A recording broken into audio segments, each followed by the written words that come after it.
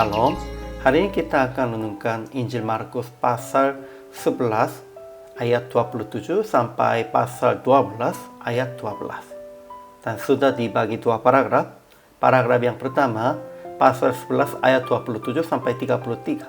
Imam-imam kepala, ahli-ahli Taurat, dan tua-tua mempersoalkan tentang Yesus melayani dan mengajar dengan kuasa dari mana. Paragraf yang kedua, pasal 12 ayat 1 sampai 12. Yesus menegur mereka dengan perumpamaan penggarap-penggarap yang membunuh ahli waris kebun anggur. Kesimpulannya, imam-imam kepala persoalkan tentang Yesus melakukan dan mengajar dengan kuasa dari mana. Tetapi Yesus juga tanya kepada mereka, dari manakah baptisan Yohanes? Mereka jatuh dalam dilemanya karena mereka juga berpikir Yohanes Pembaptis adalah orang yang benar. Kemudian Yesus menegur mereka dengan perumpamaan penggarap-penggarap yang membunuh ahli waris kebun anggur. Mereka memukul dan membunuh hamba-hamba yang diutus oleh Tuhan. Akhirnya pemilik kebun anggur menyuruh anaknya kepada mereka. Tetapi mereka membunuhnya untuk kebun itu menjadi milik mereka. Yesus berkata, mereka akan membinasakan. Imam-imam kepala berusaha akan menangkap Yesus karena paham maksud perumpamaan itu. Tetapi mereka membiarkan Yesus sebab takut orang banyak. Ajaran tentang Allahnya. Pertama, Yesus bertanya kepada imam-imam kepala, ahli-ahli Taurat, dan tua-tua yang persoalkan tentang Yesus melayani dan mengajar dengan kuasa dari mana itu. Berikanlah aku jawabnya, maka aku akan mengatakan kepadamu, baptisan Yohanes itu dari surga atau dari manusia. Berikanlah aku jawabnya. Kedua, Yesus menegur kemunafikan mereka dengan perumpamaan penggarap-penggarap yang membunuh ahli waris kebun anggur. Ketiga, Yesus yang dibuang oleh orang-orang Yahudi akan menjadi batu penjuru sesuai dengan tulisan Nas Perjanjian Lama.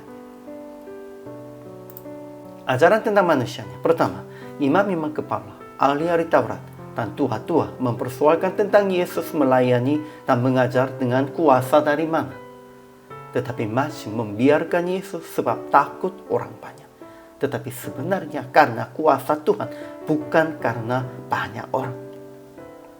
Kedua, penggarap-penggarap dalam perumpamaan itu memukul dan membunuh banyak hamba dari pemilik kebun anggur. Dan mereka akhirnya membunuh ahli warisnya dengan maksud pemilik kebun itu. Sehingga mereka akan dibinasakan. Itu maksudkan imam-imam kepala, ahli-ahli Taurat, dan tua-tuanya akan dihukum. Kemudian aplikasi hari ini. Pertama, jangan membuang ajaran Yesus. Tetap pegang Yesus sebagai batu keselamatan. Dan harus mengikutinya jalan Yesus. Kedua, jangan mencobai kuasa Yesus. Melainkan percaya dan menerima kuasa dan janji Yesus yang dijelaskan dalam Alkitab. Ketiga, hanya takut akan Tuhan. Bukan takut orang lain. Orang banyak, dan melakukan berani hanya sesuai dengan ajaran Yesus.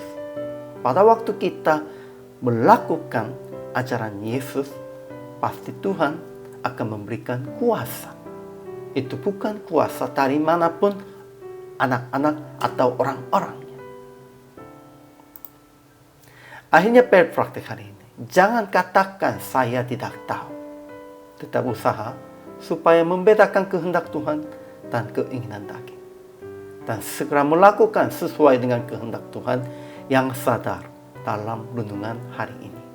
Bukan hanya sadar saja, kita harus melakukan sesuai dengan sudah yang sadarnya.